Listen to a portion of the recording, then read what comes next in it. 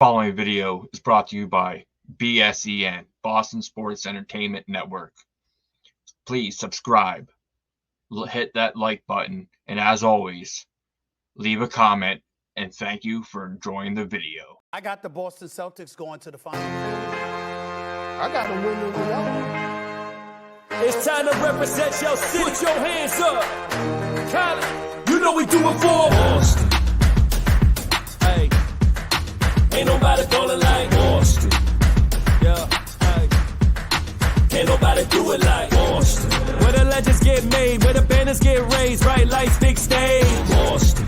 All the fire we bring in a city full of rings, it's a beautiful thing out in Boston. And you ain't hard like that. You don't put it on the line with your squad like that. That's right, Boston. All we do is win like cigars in the gym, and we at it again. I say, Beantown, what's up? What's up? Beantown, what's up? What's up? Beantown, what's up? What's up? Beantown, what's up? What's up? Feel the energy shift, now we jumping at the gym. Represent, showing out how we ball above the rim. Larry Legend, 86, to the truth in '08. Cement your name with the all-time greats. Still banner 18 in the rafters. Celtic green, only green that matters. It's about that time. Ain't another city that's louder than mine. Always gonna shine with the game on the line. What you think was gonna happen, man? That's how we do it in Boston. Ain't nobody gonna like Boston. Yeah. Can't nobody do it like Boston. All right, welcome back to another episode of Dynasty Proud, brought to you by the Boston Sports Entertainment Network. My name is Jason. He's Alex, and we got a special trade deadline episode. The deadline ended about 23 minutes ago, but trades obviously can still trickle in here and there. The Celtics, they were pretty active, I think, more than maybe some would have expected. We traded Delano Bate into Portland for a second. Xavier Tillman joins, and we got Jaden Springer from the 76ers. So, Alex, I'm going to ask you straight off the bat, do these moves move the needle for you? Are you happy with what Brad did? Just give me your thoughts on that. I don't think they necessarily moved the needle for the Celtics, but the Celtics didn't really need to make needle-moving type of moves. Obviously, we were both hoping for a little bit more here. I would have loved Lonnie Walker, Sadiq Bey, someone that's a little bit more high ceiling as a player that can, provide more off the bench. But Tillman, he's their big man insurance, and he's not really that big. I mean, he's 6'7", but he's a versatile big defender. He's strong. He can definitely provide some of those minutes, especially in nights where Al doesn't play, Porzingis doesn't play. So, I mean, considering what we gave up for him, which was just Lamar Stevens, I like the move. And then the move today to get Jaden Springer, shipping out Benton. So we actually have an open roster spot right now for the buyout market. I mean, he's a player. He's not going to play a lot. He's a young wing defender. He's a really good defender. He had 9 points against us when we played him. He blocked Tatum at the rim. Funny story about him is that me and him actually have the same barber down here in Miami. I remember being told about him before I knew about him when he was coming out for the draft. And so, I mean, that's a cool thing. But he's a year younger. So we have another year of control over him. If they decide, because he went into the Grant TPE, he's a $4 million salary as opposed to Bant, which was $2 million. So since the new CBA now, as far as we can't aggregate salaries going forward because we're over the second apron, he's a $4 million salary if we want to trade him out over the summer. So it gives us a few more options. But overall, with what the Celtics did, I mean, it's not overly impressed, but we had to keep our expectations a little bit more realistic than when me and you probably had them as far as like wishes and desires. But I mean, I'm not upset about what they did. They're still the best team in the East by far and the best team in the NBA. So, they made little moves here and there, and we'll see what they do in the buyout market. So I think when it pertains to Xavier Tillman, obviously he's insurance, and if KP, God forbid, if he goes down and he's out for any extended period of time. But I also think he'll play a lot of big minutes down the stretch against because our schedule's more easier, as it pertains to the rest of the NBA down the stretch. So maybe you give KP some nights off, you give Al some nights off, and he'll play a majority of the minutes. But he averages 6 points, 4.6 rebounds, 1.7 assists. He did start 13 games for the Grizzlies this year. So he's not a bad, pickup. He has beef with Kyrie. He's chippy, he's rugged. He's going to fit in with the culture of the Celtics and what we want to do. The move that I think to me is the more underwhelming one is definitely Jaden Springer. I think we definitely could have used the Grant TPE, as you said, to get like Sadiq Bey or Lonnie Walker or somebody that I think could add a little bit more value coming off the bench. Obviously, we still kept Pritchard and Hauser, so you still have, those are going to be your two main guys that are going to be coming off the bench. But, it just sucks that we couldn't have used that to a better ability in my mind. But, I think Brad did the best he could with, working with the limited amount of money he could play with. I think for the Celtics, given that this is the last opportunity to really add to this roster due to being over the second apron, I would have liked to see a little bit bigger of a piece come back, especially off the bench that could help us in the playoff run. Now, we'll see what they do in the buyout market. They are a little bit handicapped in that because of the new CBA. They can't acquire anybody making over 12.4 million. So in the past, for example, if you wanted a Kyle Lowry, if you wanted a Spencer Dinwiddie, Kelly Olynyk, like if for whatever reason he got bought out, like players like that, if they get bought out, they can choose where they want to go, and they don't really care about money at that point because they're still getting paid, so they'll take a minimum deal. But now the Celtics are a little bit more like handicapped in who they can actually acquire. So, well, I had to actually look into what names might be out there that they could go after. I mentioned to you Daniel House earlier. I would still like to get somebody off the bench that can fill in like a scoring role. So right now our bench, it will be Horford, on nights that we're fully healthy, which hopefully, knock on wood come playoff time we are. It'll be Al Horford. You have Peyton Pritchard, but the issue with him, he's a good scorer, but it's like, who's he guarding? And I remember the Eastern Conference Finals and the very sparing minutes he played, they would manage to get him switched on to Jimmy Butler, and it's just not a fair matchup. He's trying his hardest, but just a physical mismatch. You'll have Sam Hauser, who definitely can hold his own on defense now. He's not a lockdown defender by any means, but he does provide that shooting. I just wanted one more scoring piece off the bench. So if there's any area I felt like we kind of left unturned there, would be adding a scorer off the bench. And we had the means to do it. But overall, I mean, with what limited ability and resources that we had, they did something, I guess. So you can't be that disappointed, but I would have liked more. So just correct me if I'm wrong. So if we want to acquire or, sign Daniel House, for example, as a buyout option, would he also have to fit into the TPE as well? Or how would that work? It has nothing to do with the TP. The buyout is just minimum deal, so that they can sign that. They just would need to have an open roster spot, and the player would need to be making less than 12.4 million a year. So I have to check his contract. I'm assuming he's making less than 12.4 million a year. But coming from the Sixers, like he did, pretty good in his role off the bench. I mean, I think he's better than Jaden Springer. So I wouldn't mind bringing him in. We'll see what the options are. But now it's like we're a contender, so it would just be like what player is going to come that can actually get minutes. Like I would love Marcus Morris, but he makes way too much. So there's 7 teams. I don't remember all of them, but I believe it's the Celtics, it's the Bucks, it's the Heat, it's the Suns, it's the Clippers, and I think there's 2 more that have the same limitations that we do have. So we'll see who's out there. I feel confident that this is what's going to happen. They're going to convert Keita from a 2-way into a standard contract, and then they're going to release V. So that'll open one more up, and then they'll use that to sign a buyout guy. Is there, so at the top of your list, would you say House and Morris are probably 1A, 1B type of moves? We can't get Morris because he makes around 17 million a year. So unfortunately, he's not an option. House is just the one that we talked about today. So it's the first one coming to my mind. I have to see what else is out there because Dinwiddie, who's going to get bought out, he makes too much. Lowry, I wouldn't even want, but he makes too much. Mm-hmm. So, I mean, if there was like a wing out there, like Otto Porter Jr., I got to see what he's making. Like, because he got flipped to Utah today. And Utah, I mean, there's a lot of lateral moves today in the association and the trades. If he got bought out, he actually might be useful to us if he's making less than 12. And I guess you're going to look that up right now. Yeah. Mm-hmm. So he signed a 2-year, $12.3 million contract with Toronto in the offseason. So good. So he could fit. He could fit. Yeah, I guess we'll get the full list, and once we get back on Twitter, we'll see what some of the names start surfacing out there over the next couple of days. But I feel confident they will add somebody else because I mean, if you look at the roster, who's going to play in the playoffs? You have our big 5, and then Horford. You have Hauser. You have Pritchard. That's 8. Brissett, could get minutes here and there. In the playoffs, your rotations are really down to like 7, 8 people. So it may not be someone big, someone that just gets a few minutes here and there. It may be more regular season. To give guys nights off down the break, especially since we're starting to build a commanding lead in the East, and we have an easier schedule coming up, so that we can sit a lot, guys every other night down the stretch just to preserve health and rest.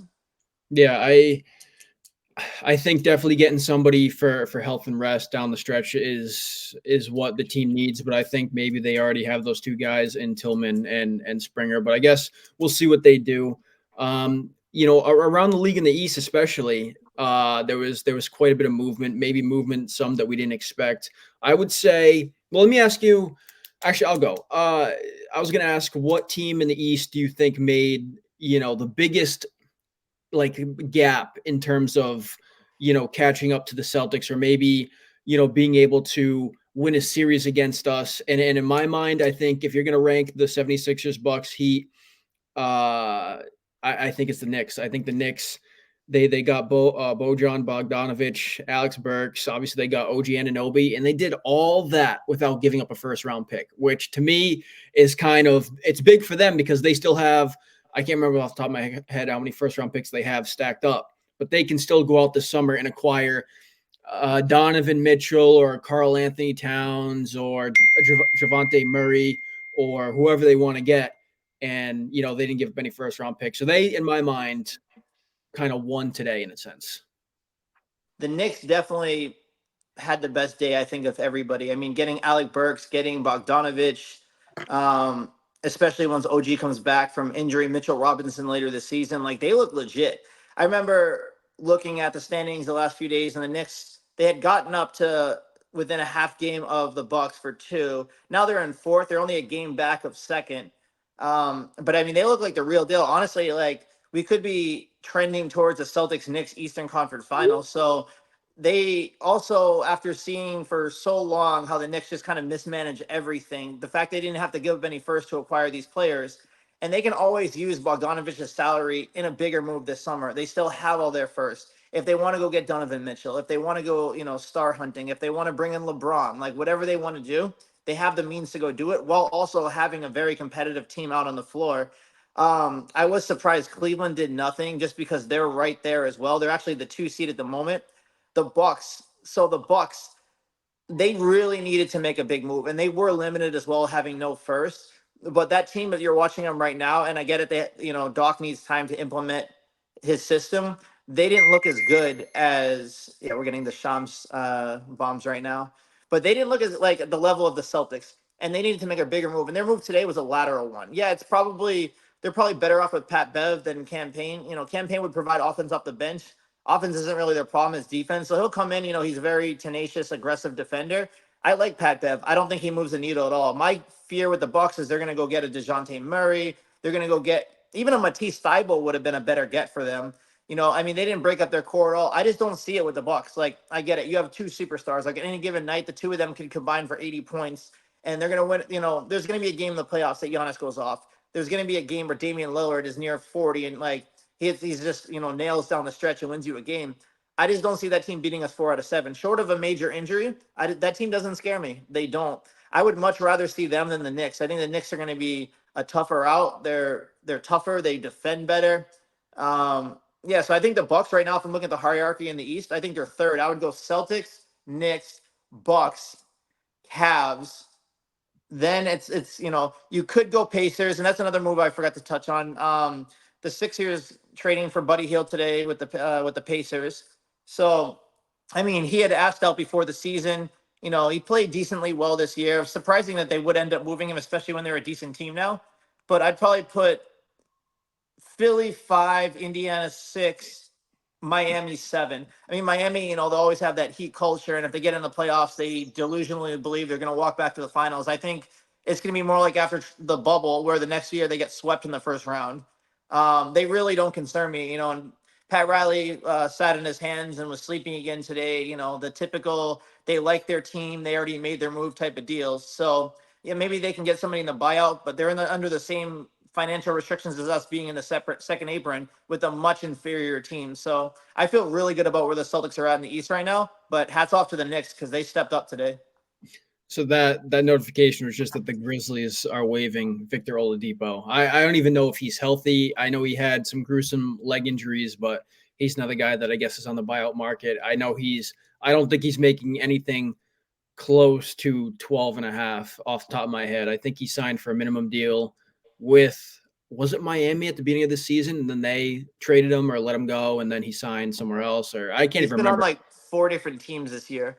Yeah. He's getting passed around, but he's not going to help anybody this year since he's not going to play.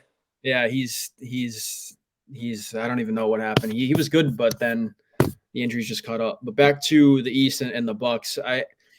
I like Pat Bev. I like the veteran stuff that he brings to a team. I like his defensive prowl, his encouragement to the younger players. I remember watching his podcast, Pat Bev Pod, and he was talking about a time where he was pretty much telling Maxey, you're not really anything without Embiid. Like you don't take control of the team. You're kind of like a shell of himself. And then he dropped 40 the next night without Embiid. And he's just kind of a guy that will bring a team together, especially a veteran type of team. He was saying that he likes Doc Rivers and the assistant coach Rex that's on the staff. So I'm sure he'll figure out a way to be impactful. I mean, when you're only trading him for Campaign, who, I mean, he's got some nice points off the bench, but he's nothing special. But the Knicks moves today kind of closed the gap for me a little bit because now the Knicks can shoot with us. I think they have enough shooters when you go from Bogdanovich to Burks who can, air it out. They got DiVincenzo, they got Grimes, and they don't have Grimes. They traded him. They have McBride, who they signed to an extension earlier in the year. He's coming on late. So, I mean, if the Knicks and Celtics play, if they meet in the finals or whatever round they meet into Eastern Conference Finals, they can shoot with us, which is kind of scary for me. I mean, the Knicks, they have grit, they have toughness. Now they have shooting. I wouldn't say they can shoot with us, but they have much more shooting. That was a big thing for them before is they didn't have floor spacing. So as long as Randall's not trying to be Julius Randle and dominating the basketball the whole shot clock, and forcing up bad late shot clock shots, like they have a plethora of options now. They have defenders, they're big, they have scorers, they have scoring off the bench. Like this Knicks team's legit right now. Like I think they're clearly the second best team in the East right now. Like Milwaukee just looks unimpressive to me. That thing's just going downhill fast. Like they're already 6 games back of us. They're in third. They can be in fourth after tonight. They're going to play the Timberwolves, and they're not going to have Pat Bev yet. And they obviously don't have Campaign anymore. So they're even more shorthanded. I don't know if Middleton's going to play. So by the end of the night, they could be in fourth place in the East. I mean, so then it starts pairing up. Like we're going to end up the 1 seed most likely. So then it's like, who are you playing in the second round? Like I would love still for the Bucks to end up in the 3 seed. Let them and the Knicks go at each other in the second round, and face a Cleveland, face an Indiana, maybe a beat up Philly team at that point. Like those still seem like easier matchups to me. But I don't fear the Bucks though. So are you just going around the East real quick? Because I'm just trying to think of other teams that maybe they should have made a bigger or a sizable move to catch up because they're in position. You mentioned the Cavs not making a move.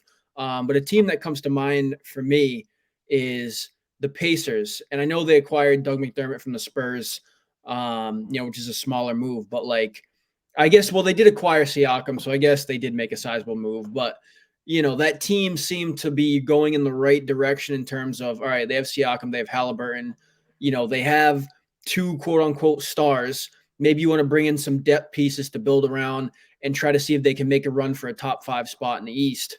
Are you shocked that they didn't make a move, or are you okay with what they've done? So I mean, the Siakam move was their move. That was a big move. It definitely raised their ceiling.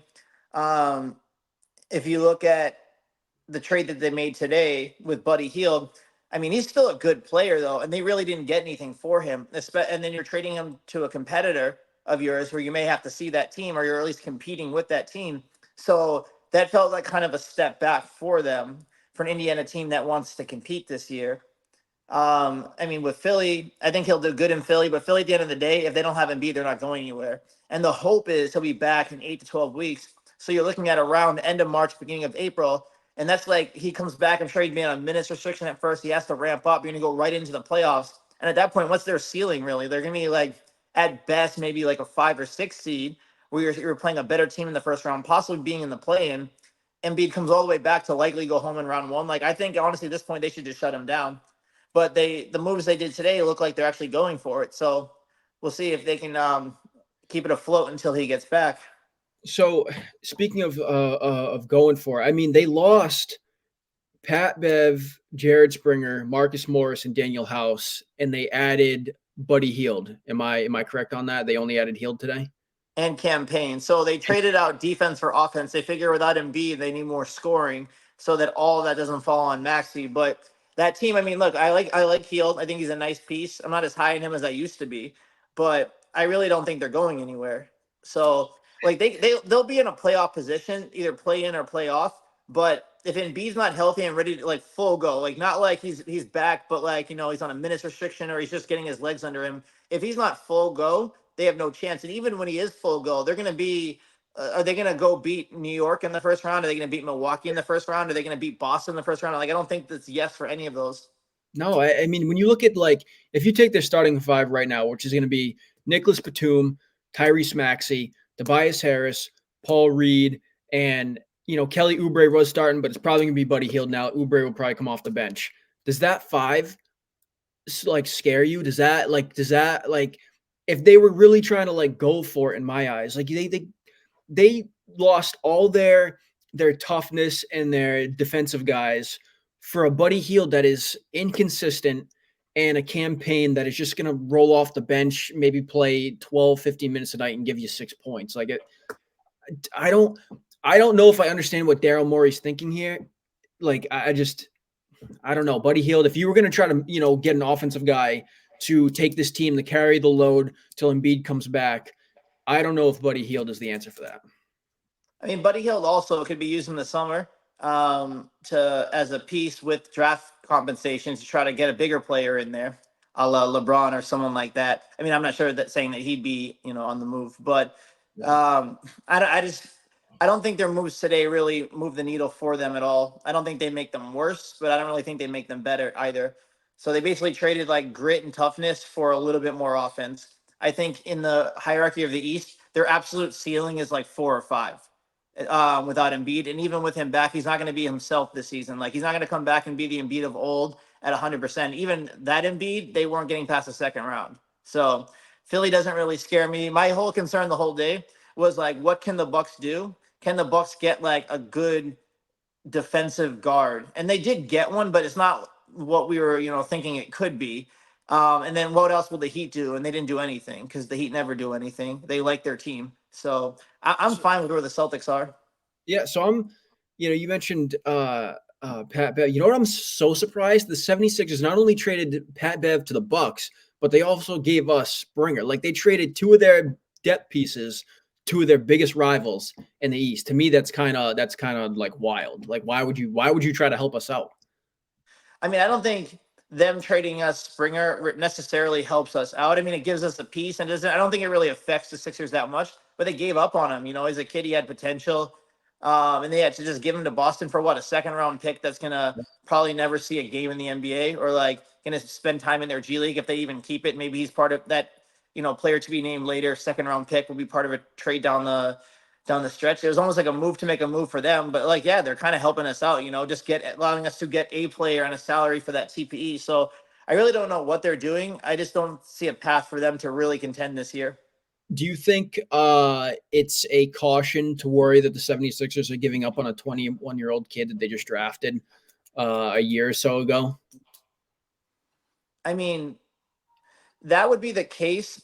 And they did get Hield if they got someone, if they're like really pushing it all in for this year. If they got pieces where they're like, okay, well, this team's going to win right now. Like they're ready to win right now. Like I just don't see it with that roster, with that team, especially without Embiid. Yeah, that makes sense. Cause maybe they figure that they're trying to, they got to make a bunch of moves. They kind of make up for Embiid, and he was just the odd man out. There's just no room for him on that team. So I want to talk about, touch on the West just a tad bit. Obviously, there wasn't a ton of movement in the West. The Suns, who I thought were cap strapped to hell, somehow were able to get Royce O'Neal, which I don't know his salary off the top of my head. But if you're looking out for teams that the Celtics could match up in the playoffs, the Nuggets didn't do anything. The Lakers stood pat. The Clippers stood pat. The Warriors made a move, but they only traded out a depth bench guy for a pick or whatnot. So the West is pretty much quiet besides the Suns. The Suns, I think, traded out half their bench, all their guys that, will only play if it's a blowout, but they were able to get Royce O'Neal. Am I missing any other player that they got in that deal? No, so Royce O'Neal was a good piece for them. Gordon Hayward going to Oklahoma City, Yeah. bring an adult into the room, a guy who can definitely, handle the ball and play in late game situations. So I mean, I think they made a good move. Yeah, the Clippers doing nothing. I mean, they kind of already used all their chips to get Harden. That team was set. Denver, I'm surprised didn't do anything, but they may feel that, we're fine as we are. I mean, looking around there, like it is surprising the Lakers didn't do anything, but what move were they going to make to really compete this year? And they really didn't have any assets. Now, as they were mentioning on the trade deadline show on ESPN, if they hold off till summer, they will have 3 first-round picks they're able to utilize. So that may be the time to, if they're not going to trade LeBron, to then move all their chips in and try to get that third star to compare with LeBron and AD. I am surprised the Nuggets didn't do anything, but maybe they think that, they won a chip last year, that they can just run it back with sort of the same group of players and see if they can do it again. But moving back to the East, the Raptors and the Nets. So the Raptors to me are in a weird spot. Obviously, they're not trying to contend this year, but they took on Kelly Olynyk. They took on Spencer Dinwiddie, who they're going to buy out. Are you surprised that Dinwiddie got moved? He was never a name that was rumored to be moved. Obviously, he's been traded before, whatnot, but it seemed like he was building a home for himself in Brooklyn, and all of a sudden he just gets moved. I don't think either of those teams' moves made a lot of sense to me today, the Nets or the Raptors, because they were kind of like lateral moves and they made a lot of them. And for the Raptors to get Kelly Olynyk, I mean, they're trying to get the All-Canada team, like people of Canadian descent on their team. They got RJ Barrett back. Now they have Kelly Olynyk. I mean, if they're not competing, so I would love for them to buy out Kelly Olynyk because then they could just come sign here because he makes under the 12.4. I mean, that's the dream right there. That's the dream buyout candidate. I don't see why they did, especially since they gave up a first to get him. Now it was like, it was a first. It was like the lower of like 4 different firsts. So it's going to end up being around like 27, 28. But you're not going to do that to buy out the player. Yeah. But I guess for both of them, that's why I was kept hoping that Lonnie Walker to get moved because they just kept moving so many pieces, those 2 teams around. But it looks like it's, to give more of a role to him. And they could sign him long term because he's just on a minimum contract this year. They could sign him to a much higher value contract. But neither of those teams are going anywhere. They're both, on the outside looking in of the play-in. They're like right on, that last play-in spot. But yeah, I mean, the moves didn't really make sense. They were almost kind of like moves to make moves. They didn't make the teams necessarily worse or better. Yeah, I agree. We do have, I don't know if it's not really any big news, but the Bulls' asking price from the Warriors for Alex Caruso was Jonathan Kuminga, and the Warriors obviously wouldn't budge. Like that would just, the Warriors, why would they give up a young player that's probably going to take over a starting role? And Clay will probably be on his way out probably this summer, if I had to guess, because Clay's play is probably declining. But I just thought that was interesting, like because we talked about Caruso as an option for the Celtics, but if the Bulls wanted to trade Caruso to Boston, I'm guessing the comp for Kuminga would Derek White, I think, probably the closest player you could probably flip, and then that just makes absolutely no sense. I think it would have been more draft heavy because, I mean, Derek White is better than Kuminga, and he's ready to win right now, whereas Kuminga is still an ascending player.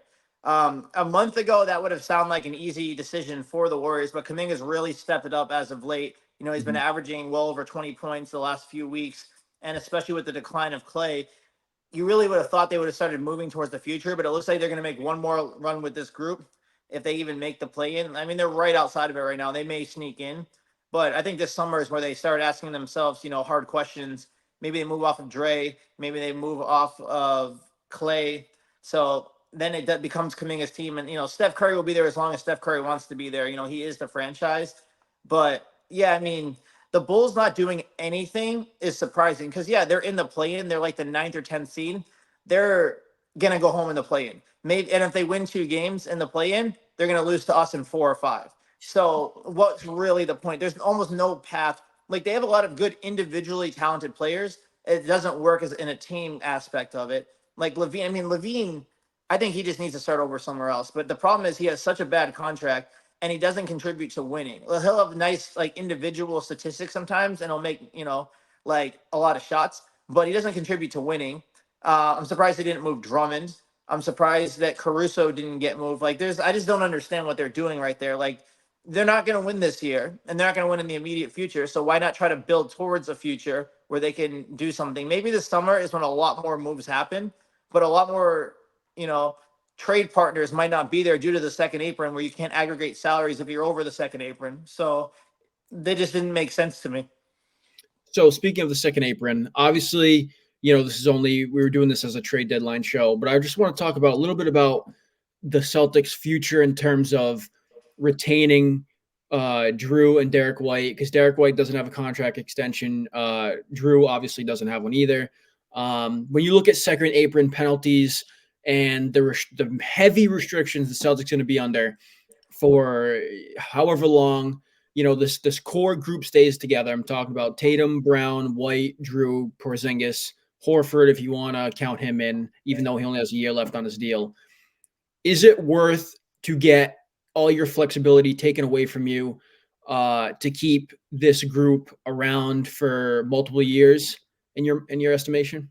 Yes, because you have a championship level team, particularly if they win it this year. But like, the whole goal is to win a championship. For the next 2 to 3 years, this team should either win the championship or be right on the doorsteps of it every single year. That's what you're trying to get to. And then you have, 2, 3 years down the road, you can start making the tougher decisions. But I think right now, you extend Derek White in the offseason. Drew Holiday, I think he's due for a contract possibly before the offseason, like he's eligible to extend.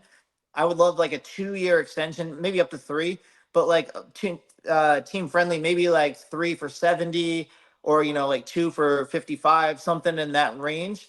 So to keep this thing, like, you have this season and 2 more seasons, try to win 2 championships out of there, at least one, but aim for. I mean, you love 3, but like to win 2 titles out of there. Then yeah, like you move off of Drew. Al Horford has 1 year left. He's only making 10 million a year. Eventually, it'd be great if Tillman was his replacement, but maybe it's somebody in the draft that they go with. I mean, you have Tatum and Brown, and then you want to keep Derek White on long term. Everybody else could be interchangeable, but I think the roster as it is with the top 6 should be set for this year, next year, and then I don't know what Horford does after that, but hopefully the year after that with our starting 5. What do you think? I agree to a certain point. Like, you have to give this group, obviously with Drew and Porzingis, put in this year, you have to give this group at least 3 years. You can't just one and done. Then sorry, Drew, we're gonna let you go. White, you're gonna go wherever or whatnot. We're not gonna resign you. Like, you have to give this group years to, build something. You want to build, like, it's almost like what the Warriors did, obviously, but they extended forever and they won a lot. You want to be able to lock down your core group and not keep having to interchange guys every year to try to learn the system and whatnot. So I would like to keep this group together for at least 3 years, because I think that makes all the sense. I don't know why you'd want to, move off of a guy. I do, it would be not ideal to have flexibility. But when you have the starting 5 like the Celtics do, I mean, what more do you need? Like, this team right now, even with including Tillman and Springer, when we thought maybe they would do something a little more, these 2 guys still give, like, these 2 guys are better than Baton and Lamar Stevens that we had yesterday. So, like, and these guys are actual NBA players. Tillman has starting experience. Springer may be a little bit more raw, but he's only 21, and he did see some minutes, some valuable minutes with the 76ers. So hopefully, being in the Celtics system, coached by Joe Mazzulla and the experienced assistants that he has on the staff, maybe you get more out of those players than you would have of Lamar Stevens and, Delano Baton, who weren't going to see anything. And, the Celtics were also doing a disservice by having them sit the whole season. Send them to places where they'll have opportunity to grow and become better players. And so you got to give Brad Stevens credit on that, being able to send some of those guys to places where they'll play and not just sit and be, a glorified cheering squad, for the season. I do want to quickly touch on Brissett, because if Delano Baton was going to get a second round pick protected, why do you think Brad didn't want to move O'Shea Brissett? Because Brissett is more of a rotation player. So I think Brissett was not untouchable. If there was a deal to be had, maybe it's Lonnie Walker, maybe it's Sadiq Bey, maybe it was Caruso, like a deal of that level. And like, Brissett was not going to be the deal breaker in that deal. but if like I don't think he was a salary dump for anybody because he actually does play minutes. He comes in, he's a dog, he grabs rebounds, he gets the occasional shot. He's not really a great shooter or a scoring threat, but he brings energy when he comes in. So I feel like he has more value to the team than Lamar Stevens or Delano Banton. So that's why he stayed over those two. I would have liked to see Svi go as well, but maybe that'll be happening in the buyout market if we were to land somebody and we convert Kada.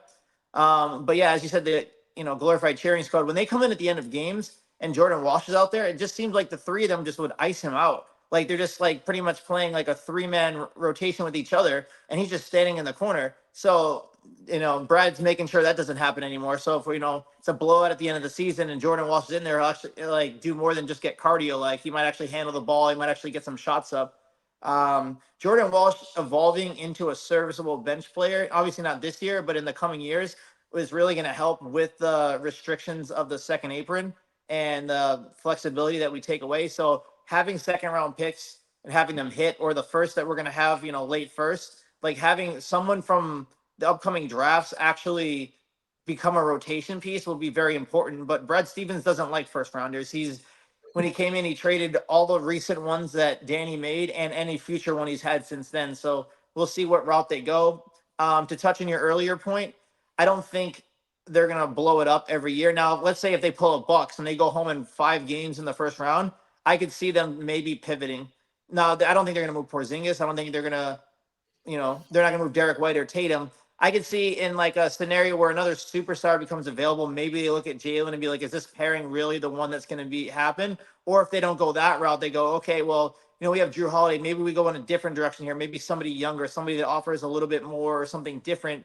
And they trade him for like multiple, like, let's say scoring bench pieces that like provide something different to the team. But we're so far away from that road at this point. Like we're locked and loaded for the stretch run right now. I think we're the best roster in the East, best roster in the NBA.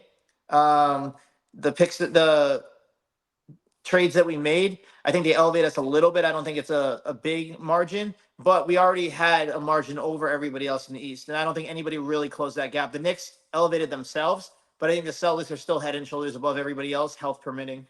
I will say, we didn't really need anything, to be honest. Like, I know we were talking about, oh, like, what if we got this guy and this guy? But I guess in all totality, we didn't need Tillman. We didn't really need Jaden Springer.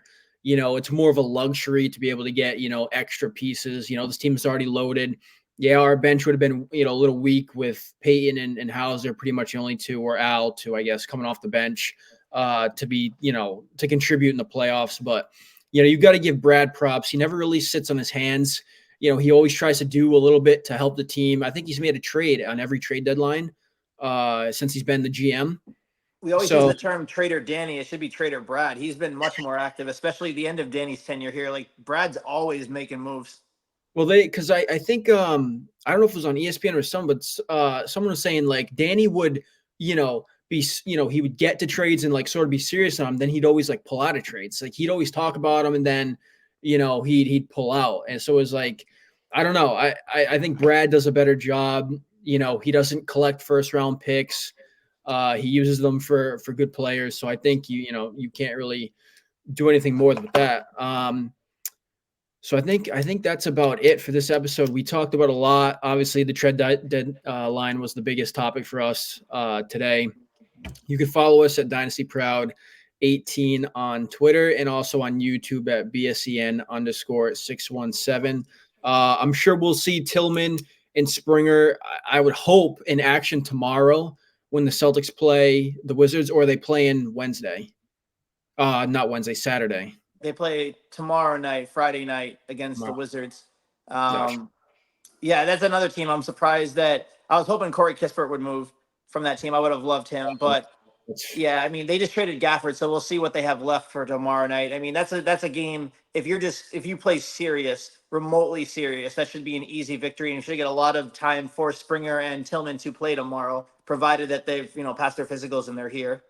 We'll see a lot of Marvin Bagley because he'll probably take over. He'll probably start because now the Wizards don't really have a true center, and he's been playing great as well after getting traded from the Pistons. So we'll probably see a ton of them tomorrow. But this team, they look good. They all you got to hope is health and a a big run in the playoffs. So as always, guys, you can follow us at Dynasty Proud 18 on Twitter, and again at BSEN_617. So that will do it for us. We will see you in the next one.